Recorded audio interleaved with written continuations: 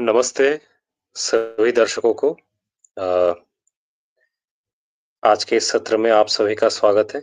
रात के इस सत्र में जहां हम स्वामी विवेकानंद के कुछ विचारों का विश्लेषण और उनकी ओर थोड़े अपने झलक देंगे। अ, धर्म और नेनर आपको भी नमस्ते। Namaste. So Namaste to all the viewers.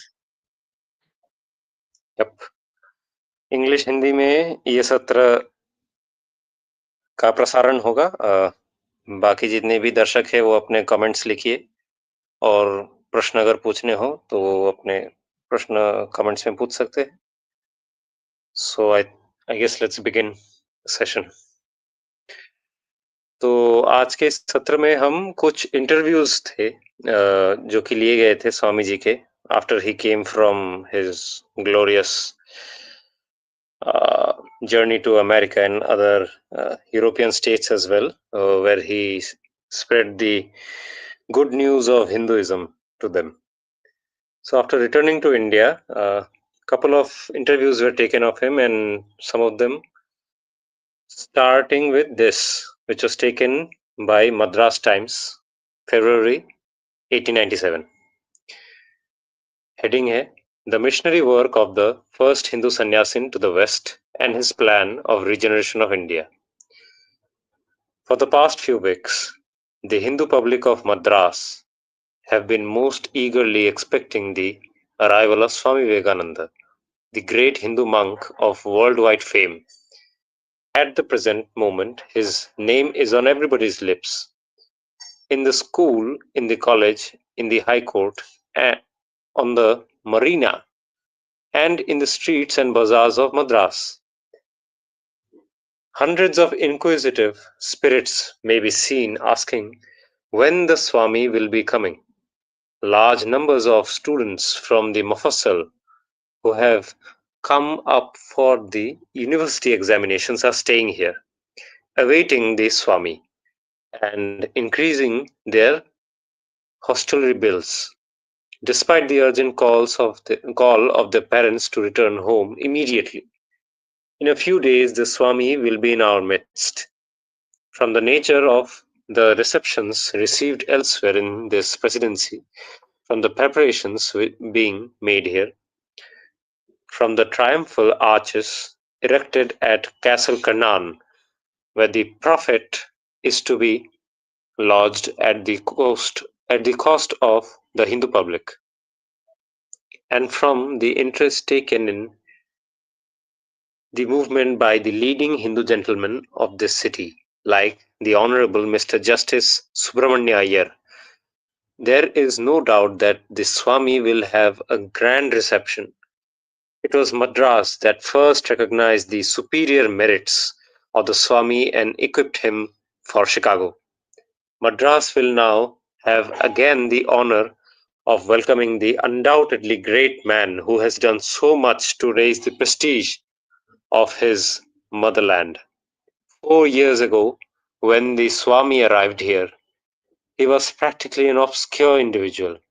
In an unknown bungalow at St. Thome, he spent nearly 2 months, all along holding conversations on religious topics and teaching and instructing all comers who cared to listen to him.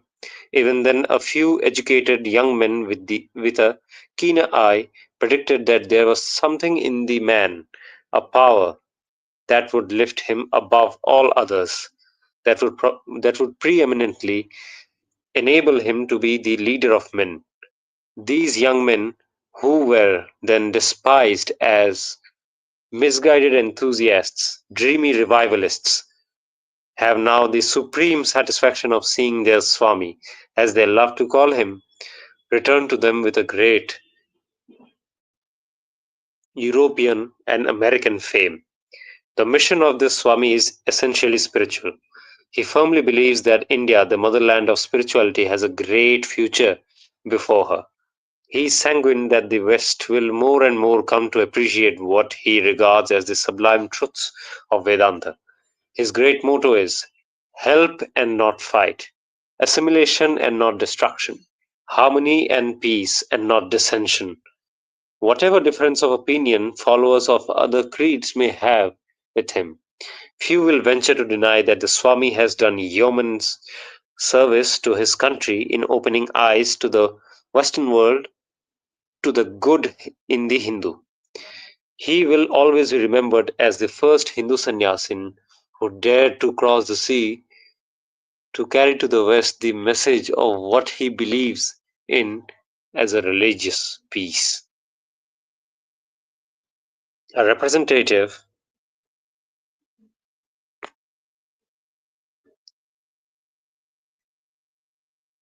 I think for the audience sake, we must go a bit down, scroll down. Yeah. Thank you so much, moderator. A representative of our paper interviewed the Swami Vivekananda with a view to eliciting from him an account of the success of his mission in the West. The Swami very courteously received our representative and motioned him to a chair by his side. The Swami was dressed in yellow robes, was calm, serene, and dignified, and appeared inclined to answer any questions that might be put to him. We have given the Swami's words as taken down in shorthand by our representative. May I know a few particulars about your early life? Asked our representative. The Swami said, even while I was a student at Calcutta, I was of religious temperament. I was critical even at that time of my life. Mere words would not satisfy me. Subsequently, I met Ramakrishna Paramahamsa, with whom I lived for a long time and under whom I studied. After the death of my father, I gave myself up to traveling in India and started a little monastery in Calcutta. During my travels, I came to Madras, where I received help from the Maharaja of Mysore and the Raja of Ramnad. What made Your Holiness carry the mission of Hinduism to Western countries? I wanted to get experience. My idea as to the keynote of our national downfall is what we do not mix with other nations. That is the one and the sole cause. We never had opportunity to compare notes. We were kupamandukas, frogs in a well. You have done a good deal of traveling in the West. I have visited a good deal of Europe, including Germany and France, but England and America were the chief centers of my work. At first, I found myself in a critical position, owing to the hostile attitude assumed against the people of this country by those who went there from India.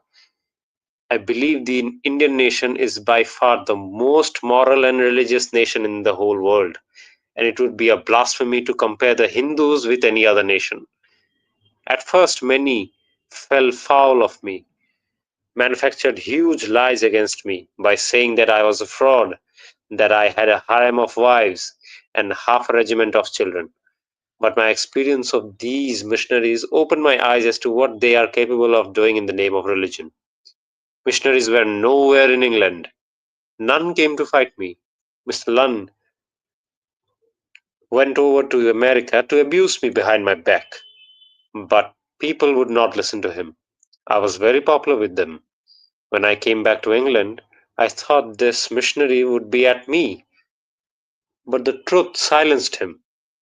In England, the social status is stricter than caste is in India. The English church people are all gentlemen, born, which many of the missionaries are not. They greatly sympathized with me. I think that about 30 English church clergymen agree entirely with me on all points of religious discussion. I was agreeably surprised to find that the English clergymen, though they differed from me, did not, did not abuse me behind my back and stab me in the dark. There is the benefit of caste and hereditary culture. So, Nainer, Dharma also, what do you say about this portion of the conversation? Any comments? The one that I just read now. Right. So, see, he covers various issues about how exactly he was approached in Madras, how people actually were waiting for him in lines and so on. And also, Yup, yup. he takes up the issue of missionaries and what their behavior is like. And I Hmm. think historically also it's been proven that missionaries, in order to seek conversions, they kind of seek any kind of method. They fall back to Hmm. lying, disgracing the opponents, or any kind of method in general. So yeah, so it's not something out of pattern. True, true. Uh, so, what was unusual for me to read is this, that apparently missionaries were nowhere in England when he went there. And he found missionaries back in America, I guess, much more than in England. What do you think? Why is that the case? I mean, isn't it, wasn't England more Christian then, or was there some sort of difference by then as well? I think uh, back then in England, there was a more sort of liberal culture going on. So you see things Oh, like Mill's classical liberalism, Adam Smith, he also comes from there, and even okay. Bentham and so on, right? They have a whole tradition of Uh-huh. liberalism coming from there. But- And they even have utilitarians, like like you can say James Mill was a utilitarian also. So yeah, and of course there was a tradition of deists, people who reject Christianity but were not rejecting God entirely. In this Okay, environment, okay. the clergy probably would be far more liberal. And we Mm. also must keep in mind that people who were living in America, they were essentially the people who had left Britain to kind of colonize Uh-huh. with their mindset of a more radical Christianity, that is Puritans and so on. So it is not a surprise that this particular Mr. Lund went to America in particular and to abuse him. So yeah, that is one thing, that England was probably a primarily um a liberal culture at the time. That is also how Mm. they were able to capable of producing Orientalists. Wow, very interesting. Thank you for this tidbit, because me, along with many audiences, would not know about this actually, and it would be very surprising for anyone to read this, that somehow missionaries were not there in England. But as you said, कि वहाँ पे liberal culture आ चुका था, so maybe it was much more different. So yeah, I guess we must continue further. So let's start. What has been the measure of your success in the West? A great number of people sympathized with me in America, much more than in England. Vituperation by the low caste missionaries made my cause succeed better. I had no money. The people of India having given me my bare passage money, which was spent in a very short time, I had to live just as here on the charity of individuals. The Americans are a very hospitable people. In America, one third of the people are Christians, but the rest have no religion. That is, they do not belong to any of the sects, but amongst them are to be found the most spiritual persons. I think the work in England is sound. If I die tomorrow and cannot send any more sannyasins, still English work will go on. The Englishman is a very good man. He is taught from his childhood to suppress all his feelings. He is thick-headed, and is not so quick as the Frenchman or the American. He is immensely practical. The American people are too young to understand renunciation. England has enjoyed wealth and luxury for ages. Many people there are ready for renunciation. When I first lectured in England, I had a little class of 20 or 30. It just kept going when I left. And when I went back from America, I could get an audience of 1,000. In America, I could get a much bigger one, as I spent 3 years in America and only 1 year in England. I have two sannyasins, one in England and one in America, and I intend sending sannyasins to other countries. English people are tremendous workers. Give them an idea, and you may be sure that the idea is not going to be lost, provided they catch it. People here have given up the Vedas, and all your philosophy is in the kitchen. The religion of India at present is don't touchism. That is a religion which the English people will never accept. The thoughts of our forefathers and the wonderful life giving principles that they discovered, every nation will take. The biggest guns of the English church told me that I was putting Vedantism into the Bible. The present Hinduism is a degradation. There is no book on philosophy written today in which something of our Vedanta is not touched upon. Even the works of Herbert Spencer contain it. The philosophy of the age is Advaitism. Everybody talks of it. Only in Europe they try to be original. They talk of Hindus with contempt, but at the same time swallow the truths given out by the Hindus. Professor Max Muller is a perfect Vedantist and has done splendid work in Vedantism. He believes in reincarnation.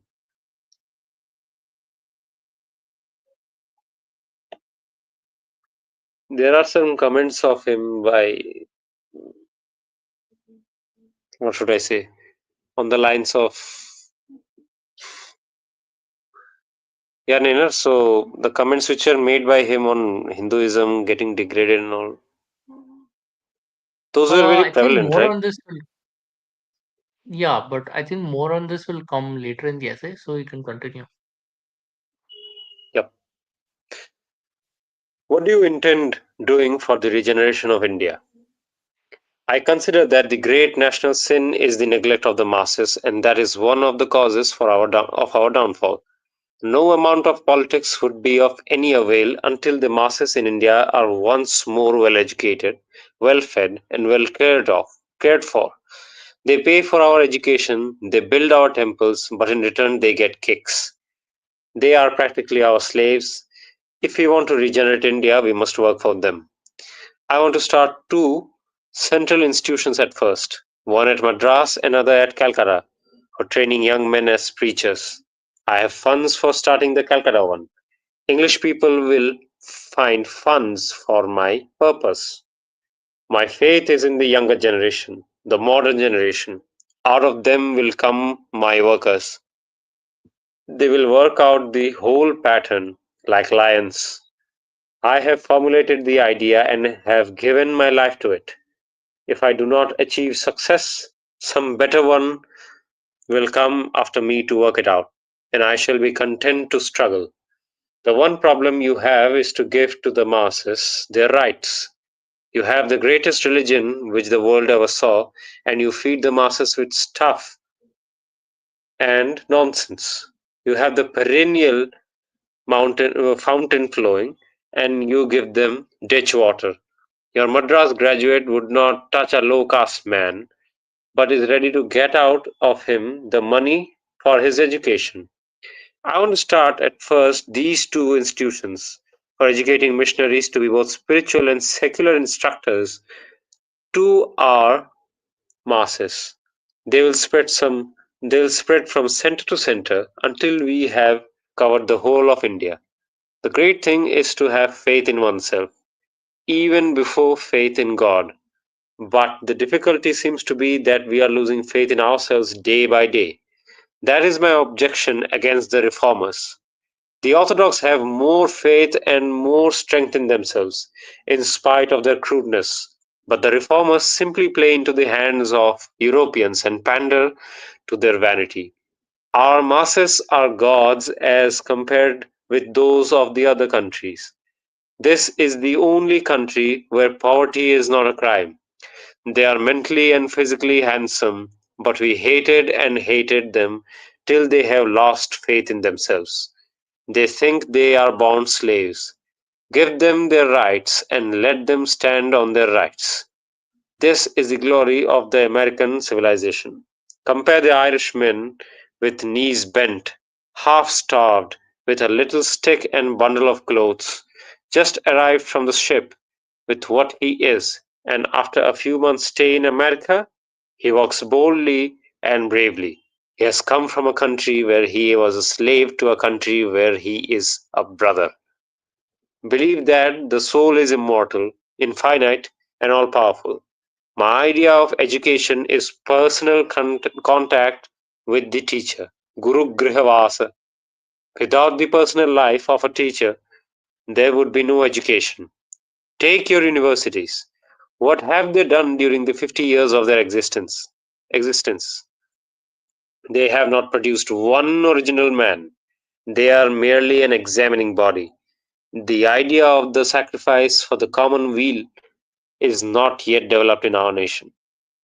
What do you think of Mrs. Besant and Theosophy? For the audience's information, this is here Mrs. Annie Besant is being talked about. Quote, Mrs. Besant is a very good woman. I lectured at her lodge in London. I do not know personally much about her. Her knowledge of our religion is very limited. She picks up scraps here and there. She never had time to study it thoroughly. That she is one of the most sincere of women, her greatest enemy will concede. She is considered the best speaker in England. She is a sannyasini, but I do not believe in Mahatmas and Kutumis. Let her give up her connection with the Theosophical Society, stand on her own footing, and preach what she thinks right. Speaking of social reforms, the Swami expressed himself about widow marriage thus: I have yet to see a nation whose fate is determined by the number of husbands their widows get. Knowing as he did that several persons were waiting downstairs to have an interview with the Swami, our representative withdrew, thanking the Swami for the kindness with which he had consented to journalistic torture. The Swami, it may be remarked, is accompanied by Mr. and Mrs. J. H. Sevier, Mr. T. G. Harrison, a Buddhist gentleman of Colombo, and Mr. J. J. Goodwin. It appears that Mr. and Mrs. Sevier accompany the Swami with a view to settling in the Himalayas, where they intend building a residence for the Western disciples of the Swami, who may have an inclination to reside in India. For 20 years, Mr. and Mrs. Sevier had followed no particular religion, finding satisfaction in none of those that were preached. But on listening to a course of lectures by the Swami, they professed to have found a religion that satisfied their heart and intellect. Since then, they have accompanied the Swami through Switzerland, Germany, and Italy, and now to India. Mr. Goodwin, a journalist in England, became a disciple of the Swami 40 months ago when he first met him at New York. He gave up his journalism and devotes himself to attending the Swami and taking down his lectures in shorthand. He is in every sense a true disciple, saying that he hopes to be with the Swami till his death. And here ends the first interview. Niner, any comments you have? Amazing. So he also discusses about how the Indian perspective of, towards education, towards poverty is taken. He also speaks about social reform, that it was Mm, not exactly his priority at the point of time. And indeed. overall, when you look at it broadly, his priority seems to be to restore that self confidence. That is why he talks about how the Irishman who goes to America, he walks boldly and bravely. So that is what he wants Indians to be like before they could decide what they want to be. True. Absolutely, absolutely. In fact, the examples he gave of modern people, right? So he says that the ordinary Madras graduate would not so-called touch a guy from village who is low caste and all, but is ready to get money out of him for his own education. So this sort of mentality, I think, crept in by then, right? Even within modern educated people as well, who were studying in colleges, even they had Very much this so. tendency by then. It became more about material transactions to a lot of people. And because they did not know how else to live in the non-traditional way of life, this became the norm. Indeed.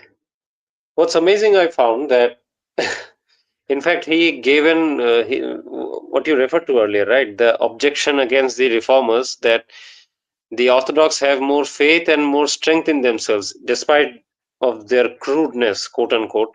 But the reformers simply just give way to the Europeans and just keep on pandering them. This is like this will hurt mm, many set of people, but yeah, I guess this is true. Coming from him, who It was does come himself. from a place of having an inferiority complex also, that your religion is inferior, your way of life is inferior, and many other things that they find in comparison lesser, when the standards are actually set by the foreigners themselves.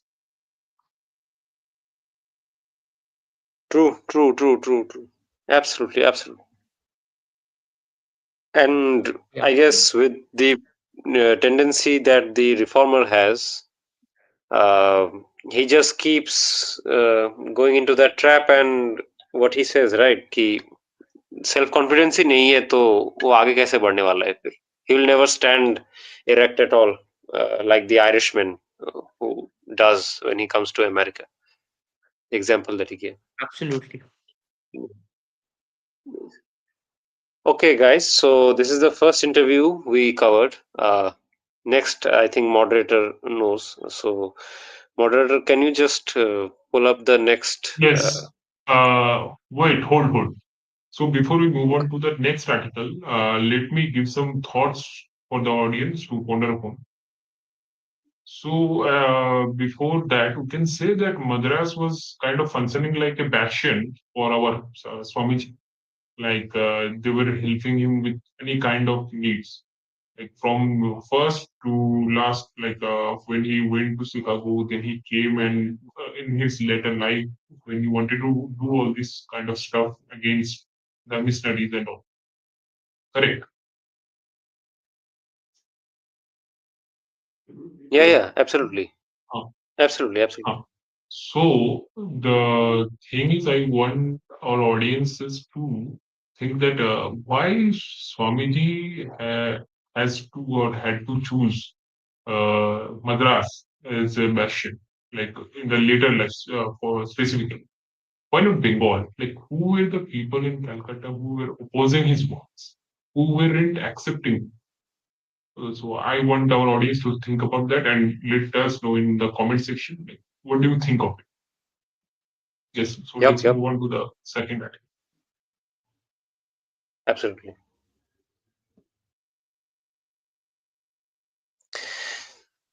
Yeah. So this is the second interview which we'll be dealing with.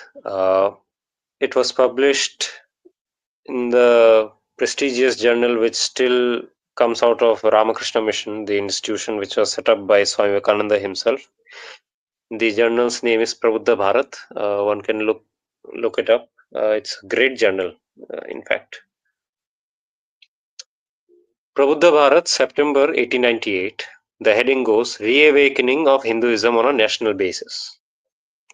In an interview which a representative of Prabuddha Bharat had recently with the Swami Vivekananda, that great teacher was asked, "What do you consider the distinguishing feature of your movement, Swamiji?" "Aggression," said the Swami promptly. "Aggression in a religious sense only. Other sects and parties have carried spirituality all over India, but since the days of Buddha, we have been the first to break bounds and try to flood the world with missionary zeal. And what do you consider to be the function of your movement as regards in India? To find the common basis of Hinduism and awaken the national consciousness to them. At present, there are three parties in India included under the term Hindu: the Orthodox, the reforming sects of the Mohammedan period, and the reforming sects of the present time. Hindus from north to south are only agreed on one point, vis-a-vis, on not eating beef. Not in a common love for the Vedas? Certainly not. That is just what we want to reawaken. India has not yet assimilated the work of Buddha. She is hypnotized by his voice, not made alive by it. In what way do you say this importance of Buddhism in India today? It is obvious and overwhelming. You see, India never loses anything, only she takes time to turn everything into bone and muscle. Buddha dealt a blow at animal sacrifice from which India has never recovered. And Buddha said, kill no cows, and cow killing is an impossibility with us. With which of the three parties you name do you identify yourself, Swamiji? Quote, with all of them, we are Orthodox Hindus, said the Swami. But, he added suddenly with great earnestness and emphasis, we refuse entirely to identify ourselves with don't touchism. That is not Hinduism. It is in none of our books. It is an unorthodox superstition which has interfered with national efficiency all along the line. Then what you really desire is national efficiency. Certainly. Can you adduce any reason why India should lie in the ebb tide of the Aryan nations? Is she inferior in intellect? Is she inferior in dexterity? Can you look at her art, at her mathematics, at her philosophy and answer yes? All that is needed is that she should dehypnotize herself and wake up from her age long sleep to take her true rank in the hierarchy of nations. But India has always had her deep inner life. Are you not afraid, Swamiji, that in attempting to make her active, you may take from her her one great treasure? Not at all. The history of the past has gone to develop the inner life of India and the activity that is the outer life of the West. Hitherto, these have been divergent. The time has now come for them to unite. Ramakrishna Paramahamsa was alive to the depths of being, yet on the outer plane, who was more active? That this is the secret. Let your life be as deep as the ocean, but let it also be as wide as the sky. It is a curious thing, continued the Swami, that the inner life is often most profoundly developed where the outer conditions are most cramping and limiting. But that but this is an accidental, not an essential association. And if we set ourselves right here in India, the world will be tightened. Or are we not all one? Your last remarks, Swamiji, raise another question. In what sense is Sri Ramakrishna a part of this awakened Hinduism? That is not for me to determine, said the Swami. I have never preached personalities. My own life is guided by the enthusiasm of this great soul, but others will decide for themselves how far they share in this attitude. Inspiration is not filtered out to the world through one channel, however great. Each generation should be inspired afresh. Are we not all God? Thank you. I have only one question more to ask you. You have defined the attitude and function of your movement with regard to your own people. Could you in the same way characterize your methods of action as a whole? Our method, said the Swami, is very easily described. It simply consists in reasserting the national life. Buddha preached renunciation, India heard, and yet in 6 centuries She reached air.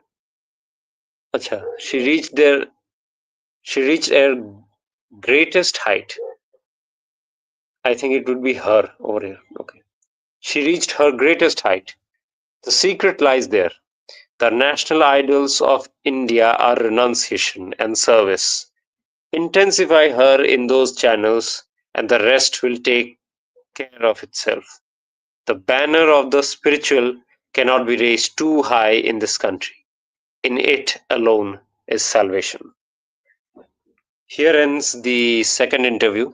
Quite short, but replete with very interesting remarks. So, both of you, any points that you have to make? This one is quite fascinating, and I would have 3 points to discuss on this.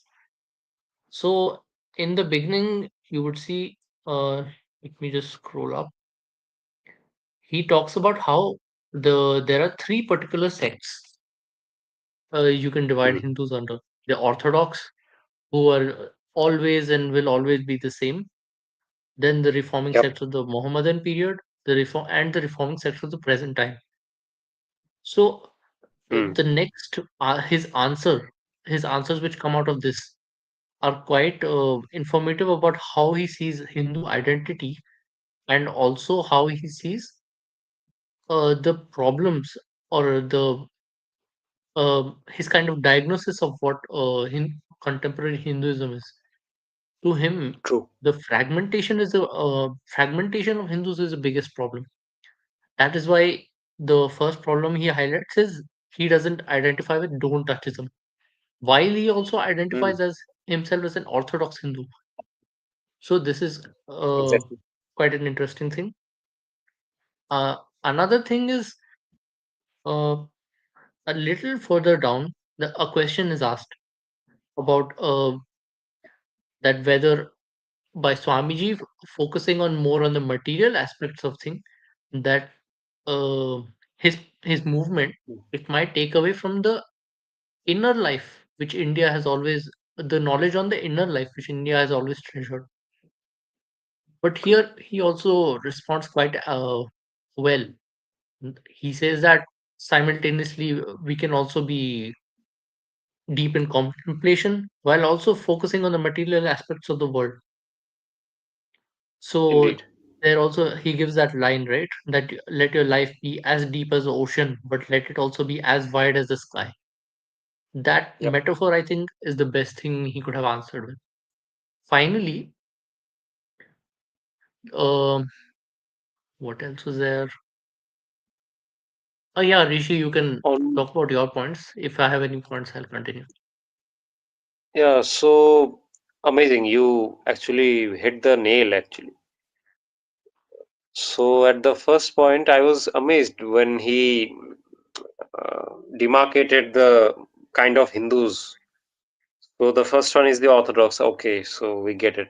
The one who are following the Shastras, and the latter one, which he says are reformists from Mohammedan period, aka I think he's referring to the Sikhs and all, right? Kabir Panthis, Sikhs, so on and so forth. And then the reformists of the modern age, Brahmo What Samajis you would and call bhakti rest. movement, whatever they call bhakti movement, would come in the second one probably.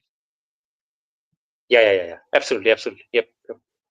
That Bhakti movement era sects. And in that, he sees that the only similarity is of killing no cows.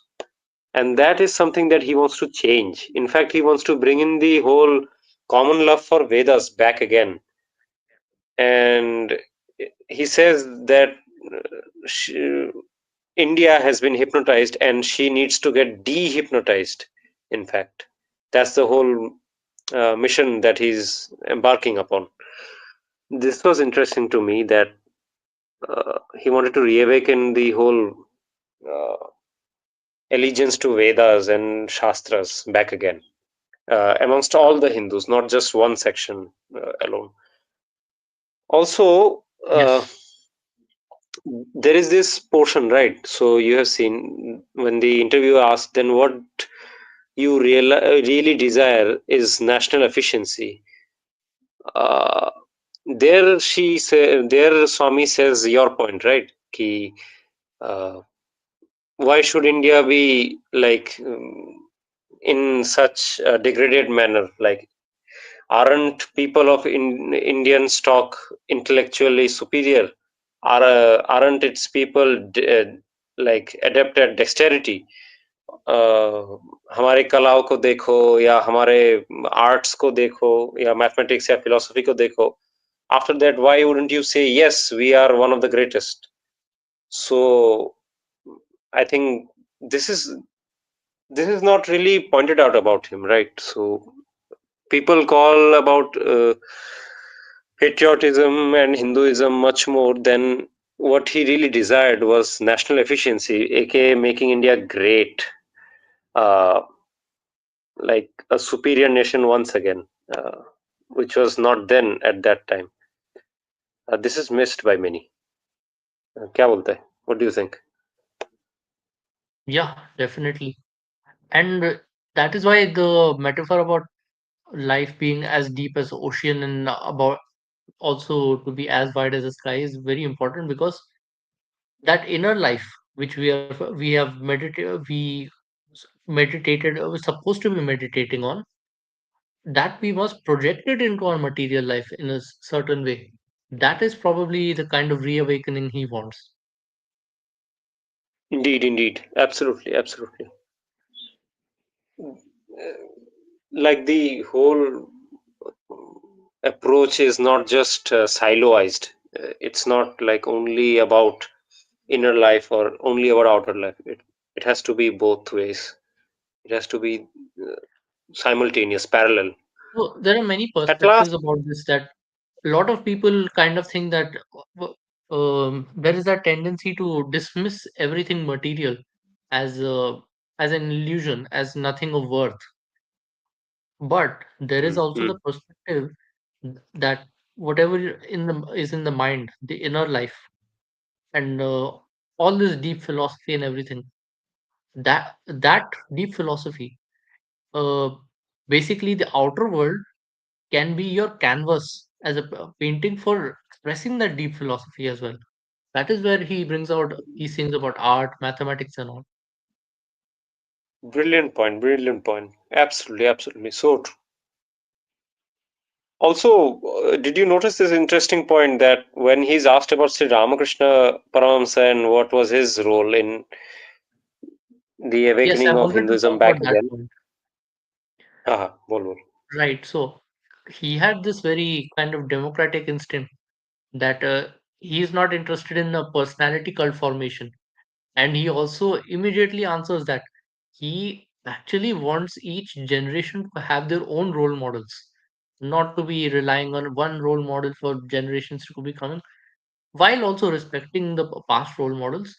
But yes, Yep. he probably sees that also as part of national efficiency, that role models should be keep coming in the future. Amazing, amazing. Brilliant point, actually. Because, like, even in modern times, we see the whole structure is based upon personality cults, as you referred to. Like, he could have done the same, but he didn't. He had some other approach to make, and it's just amazing. And that's how it is proven how great he was. Okay, moderator. Also, Dharma, you wanted to say something?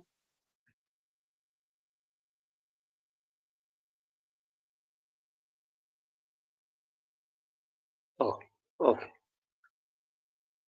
So, for the audience, I guess we will discuss the last interview today. So, this was also published in Prabuddha Bharat, April 1899, just I think 2 years before his demise. And the title is On the Bounds of Hinduism.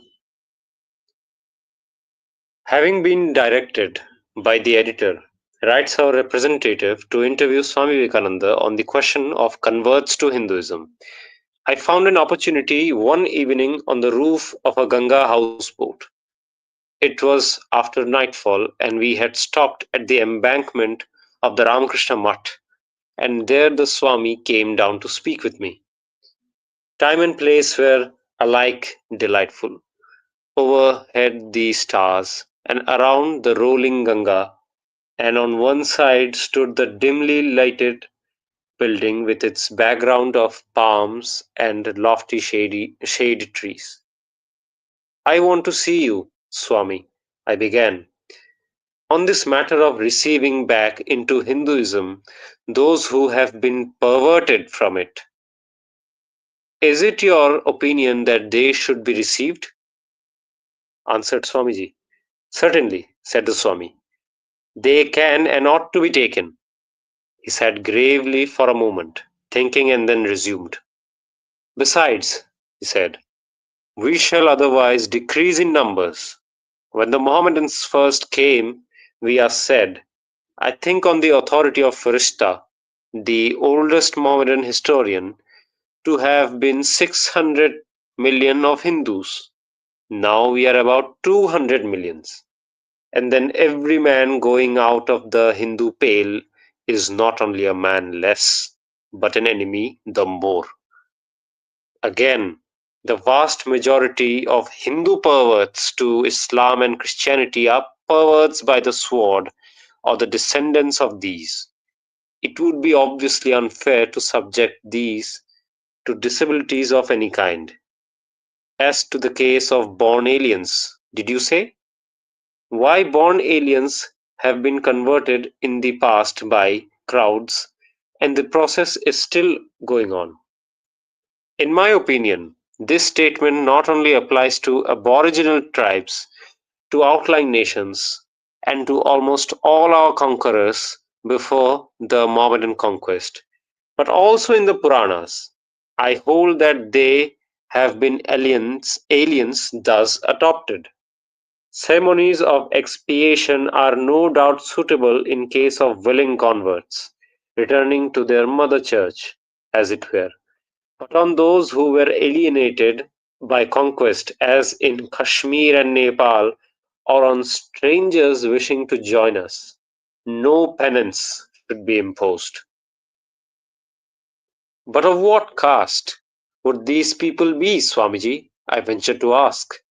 They must have some, or they can never be assimilated into the great body of Hindus.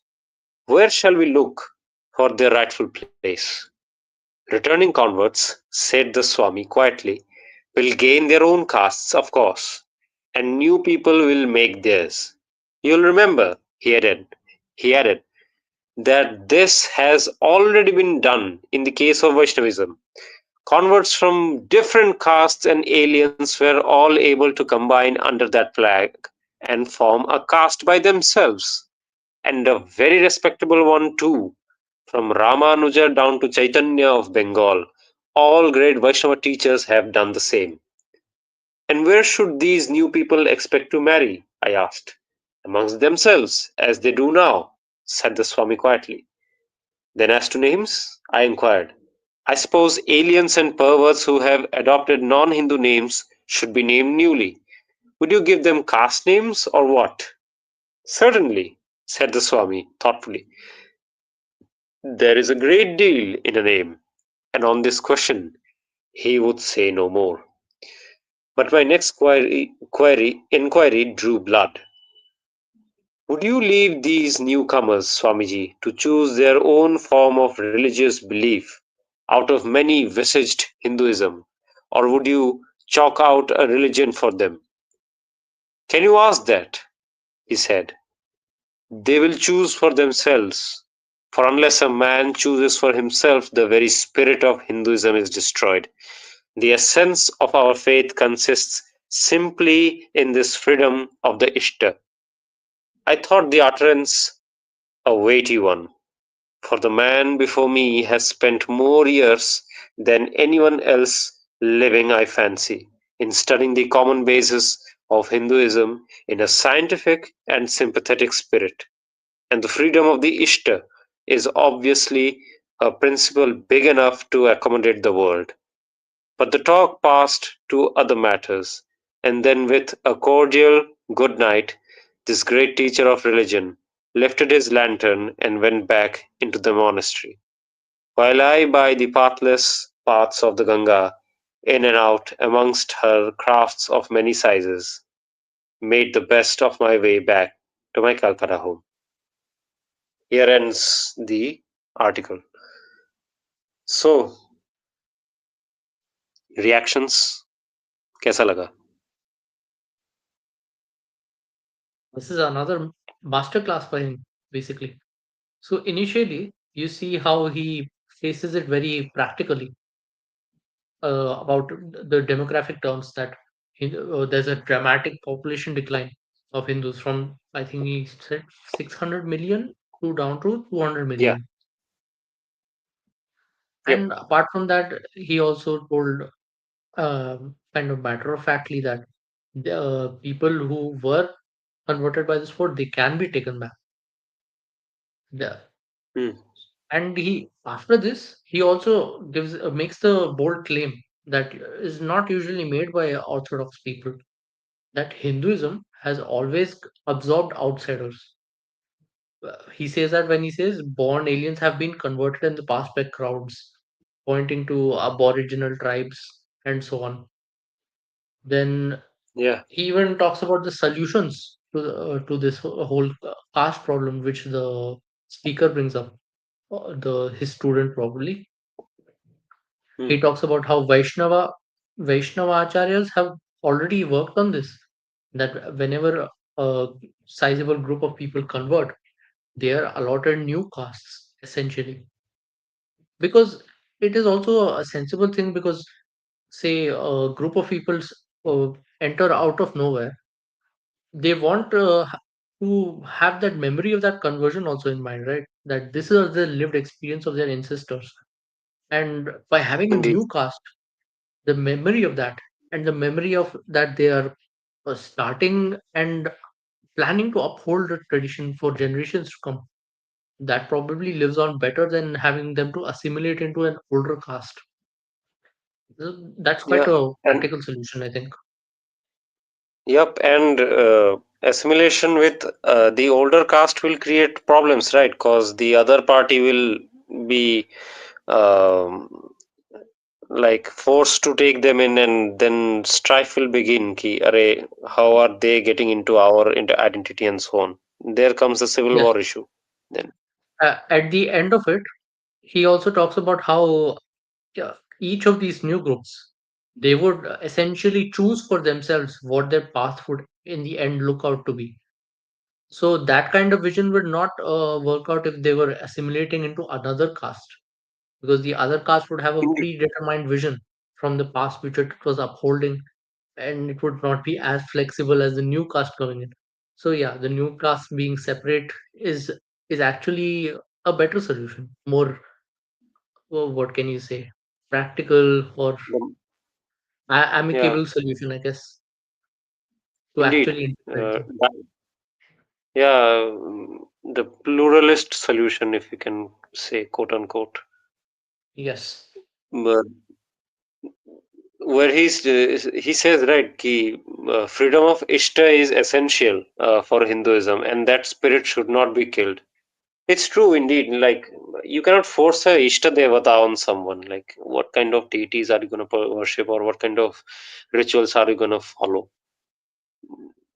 It's like right. forcing That is someone So also to an this is say, amazing point. basically this is basically yeah, yeah, you can derive that this is the direct attack to Yeshu or Yeshuji. Yes, yes. Abrahamics in general, because there they yep, force you Abraham's in children. to have a particular Ishta. And exactly. also regarding the that if we convert them, then what caste will we give? So if we go by, if we abide by our Shastra, then the people like these are given no caste basically. So they are called avarnas, who are basically out of the four worlds. But there are also people from like who जो लोग convert नहीं हुए थे, but later also they No, became but the. they would still be given a community name. So that name Yep, probably that is what yep. Swamiji is We talking about. yes, yes. So I was coming to that. So these awareness that then eventually get given like a different community name, like they got attached to something. So this eventually happens. Yeah, It they would will, still Yeah, be called will Jati happen only. eventually. They would be still called Yep, Jati yep. even if they're Avarna. Yeah, yeah. mhm. Hmm. And, Absolutely, okay, absolutely. so Um, I think we can take some comments or questions now. yeah, yeah, of course, please. Okay, here's a comment by Vaishali. The people were converted by force, people were converted by giving them advantages because other religions should control the power and give promotions and positions only if you convert. Yeah, but this was mostly in the case of elites. Like, as you know, that our Sanatana Dharma is like very much decentralized. So, and that later, when like more and more of power consolidation happened, this was mostly the case with the elites. Okay, now you two reactions on this thing. Yeah, I mean, Nina, it's true, right? I mean, the last point of gave promotions of positions only if you converted. That is gonna work with the elite varga, like the elite who needs to now be acquainted with the new set of people. He will readily get converted to save his backside, I guess, and to stay in power, right? Because Surely, yes, yes. this is the only solution. And this you see that in essence, this must be brought down top down. This cannot happen in a natural way. If they were converted in this kind of for a matter of convenience out of force, so that has to happen in reverse to bring them back. Completely. Yep. Also, I think we should share that there are then other groups of people who are also the elites that opposes these people, and like still now this is the same case. Like as long as we are not out group, there's always an other group which keeps opposing these guys.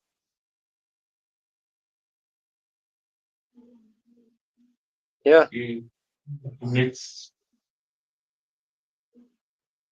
Hence, you need to have power in the hands of humans and make laws that at least remove disadvantaging them more specifically if you were there. Yeah, yeah, exactly. That to just what he said right now. Like the other Yeah. group, if they hold on to power, if they come to power, then the power balance will flip, then things will go much more smoothly. Indeed. I mean, the prescription given over here is actually going to help us more. Like, we do not need give outs or handouts. We just need freedom.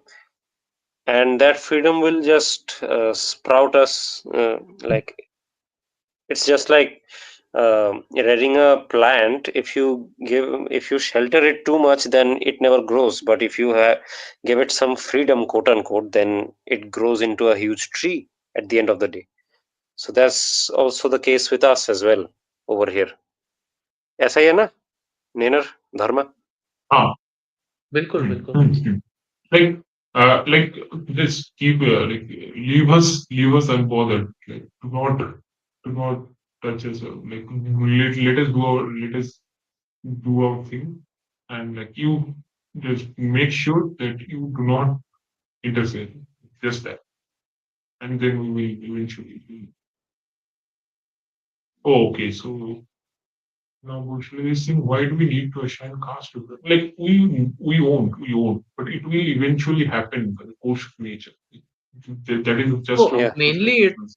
so what I think is mainly it happens in the case when large groups convert, not in individual cases. Hmm. In individual Ah, cases, let them ah, prove themselves as normal in their normal lives. When a large group converts, they hmm. want a identity, right, to remember who they are. Exactly, That's why. exactly. Hmm. completely true. And if the conversion is like not too much long. Like if it's just first generation or second generation, then they will go back to their previous identity very easily. So like in most cases, this assignment of caste or everything just Yeah, doesn't come. that's why on the individual level it's unnecessary. Hmm. Hmm. Indeed. Okay. Any recent discussions on घर वापसी and all always gets bogged down by this whole अरे caste क्या दे उसे individual case में तो we should not be even bothering about it हाँ even Yes. जैसे आप लोगों ने बोला कि कम्युनिटीज जब हो रही है let them make their new casts क्या है they will make a new cast and they Or will be or if able they to were keep previously memories converted and they had a caste, like maybe their grandfather or earlier, then they get that same caste. That will be easy for them. हाँ Hmm. another set of that caste only same caste if the earlier ones do not like do not want to get integrated or something like there are such issues right कि कभी कभी होता है ना कि Right, right. Convert करना They चाहते change हैं their way of life previous also. members हाँ so they will just Okay. become a new set So. of caste होने दो Hmm. कोई बात नहीं करने दो absolutely true Okay, so Vaishali, you have two others comment, but we won't take those comments now. Like otherwise, the topic will get diverted. We'll leave it here only. Let's see if any other comments are there. Okay, okay, here is one. This is also the okay. Why should I get access for social and humanity subjects when they are uniformly mandated by This is a bit non-critical thinkers unrelated. compromise to foreign powers? This is a bit. We should. I think we can discuss it in later audience interaction streams, or we can discuss this in Vijita stream, where Vijita actually discusses all this, like his current lecture series on Indian polity, which is basically these things only. yeah So I think over we can there we can discuss it discuss there. this issue. Yeah, Yes. we have taken note of this question, and Vashalidhi we will discuss it later on.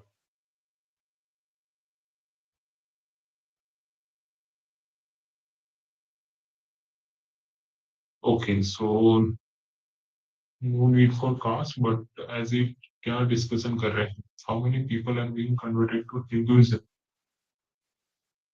We are talking about. अच्छा.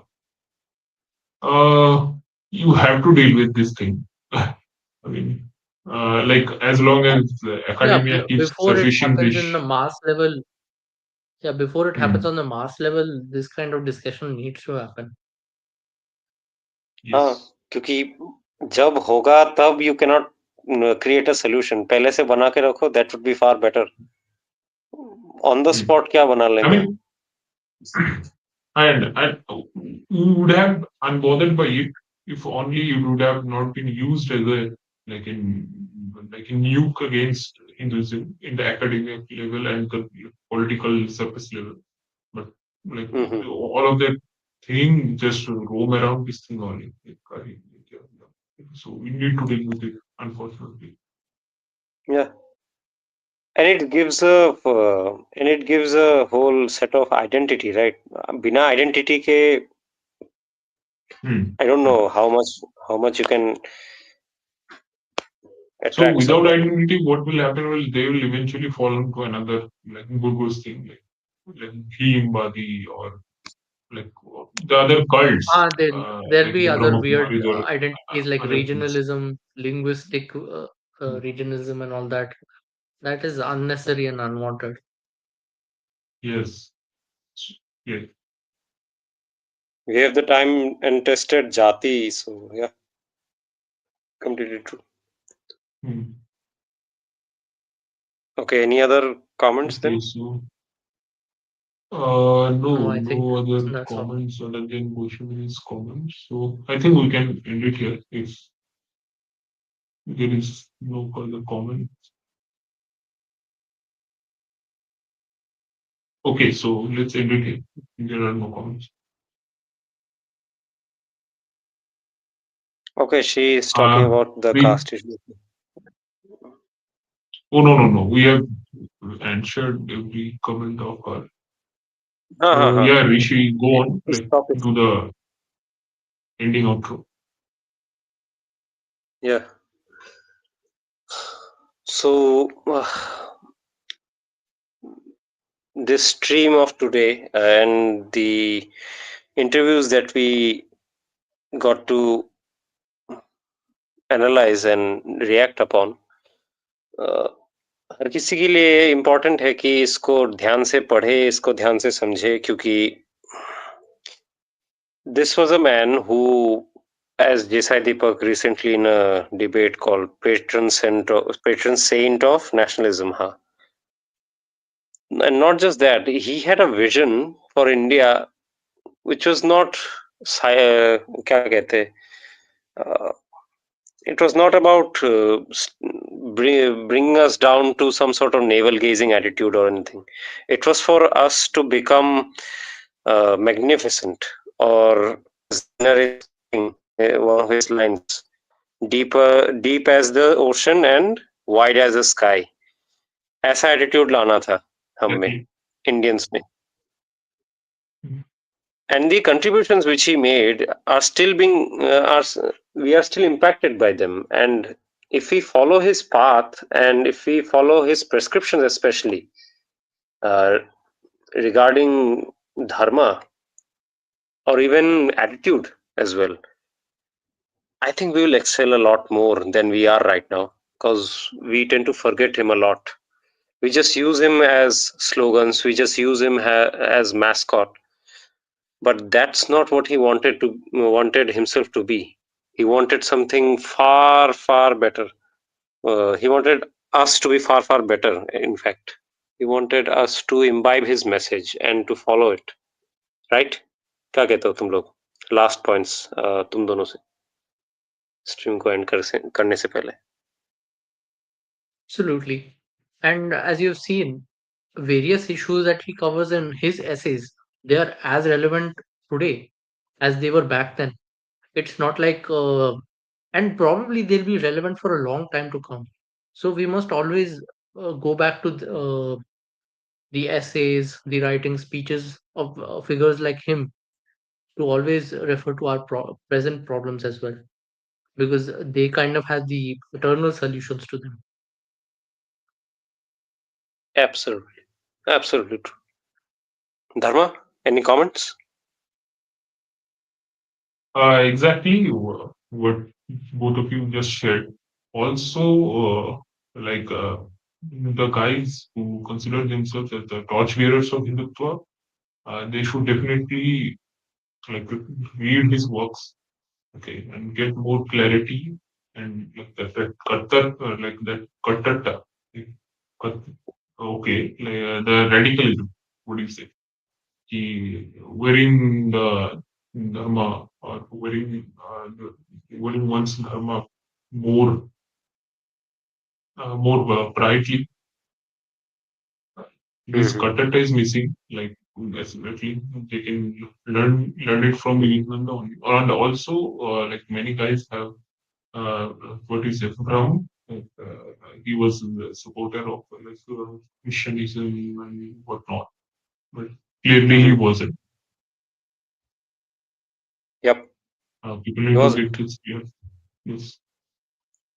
Yeah, people need to see him in a context, and that's what they forget to do. Out of context लेके Mm. बहुत चर्चाएं होती हैं. Yeah, absolutely, absolutely, so true. Yeah, I mean, the Thank you other so side much, will audience. always miss. Yes, yes. Oh, wait. Mhm. So the other side will always misquote him. Like the other side wore him proudly. Like Swamiji ne ye bola, Swamiji ne. But what they do, what they does is basically misquote him, out of context and all, and use him as what they should based of them. So yeah, Mhm. so read him and like grab him to our side. Yeah, that would be much more cool. Yep, yep, yep. He has become the metaphorical stick for everyone to beat each other out. That should not be the case. Okay, so So wait, yeah, so someone's telling us to suggest Swami Vivekananda's book. So Rishi, go ahead. okay. uh, as far as books are concerned, you can all go and look up his collected volumes, collected works of Swami Vivekananda. I think it comes in 9 volumes. All of you Nine can volume. refer to that. Yeah, so those are free. Internet में कहीं भी मिल जाएगा, या फिर अगर खरीदना भी हो, it's cheap. Now it's cheap. Also, some new editions have come of his letters as well. Some letters which were not published earlier, those too have come out. And I would suggest, if to Indians especially, if they want to get inspired and want to actually know what his views were, uh, like not in a environment where hostilities were against him, but here in India, uh, they should try looking up the book Lectures from Colombo to Almora. Those are by far the best sections of his lectures, where you will get to see real Swami Vivekananda, in fact. The bold, the dynamic, the lion that he was, Yes. it's represented out there. And one Okay, more so he's suggestion. asking. Ah, okay, Hmm. continue. Yeah, go forward. So he's asking where to buy, right? Okay. Yes, he's So, asking where to buy, cause in market duplicate copies are surfacing. So yes. okay. Good question. So, try contacting the nearest Ramakrishna Mutt always, because they have the actual source.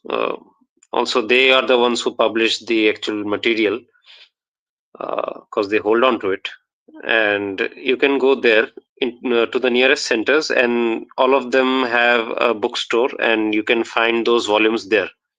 As well as what they have done is compiled some lectures based on the subject matter. Uh, yeah, those are genuine. In Ramakrishna Mission, you will get the genuine books, and based on subject matters, they have compiled smaller texts as well.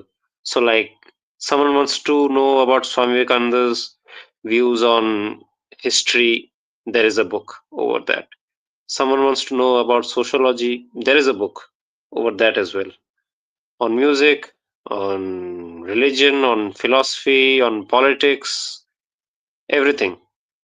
Uh, so you will get those in Ramakrishna Mutt bookstores. So please go there.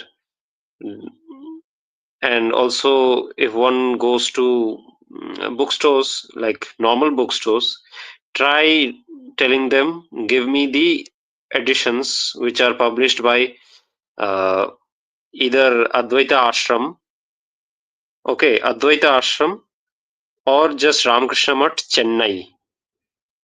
Always refer to those two, and you will get the genuine books. So here's my submission. Yeah, Dharma, back to you. Okay, so he do not have Ramakrishna Mutt in his city. So you can just go to a website, Prabuddha Bharat, and Advaita Ashrama. There is also a website, Advaita Ashrama. You can go over there, and you can buy books online from there. It's their website. You can buy it. They'll provide you with the genuine material. Yeah, that's the one. advaitaashrama.org. So go over there and you shall find the actual material. It will be delivered to you via post office. So they have ebooks and books, magazine, everything. So, wait, let me yes, we what wait. So okay. Yeah, Yeah. So you over can here get you the can books see the from book. them. And it is this one. Oh, these are the letters. Oh, this is the latest release of them. Like the letters and there were many letters and interviews, talks which were not published earlier, but they published it recently. These are the collection of those. Yep.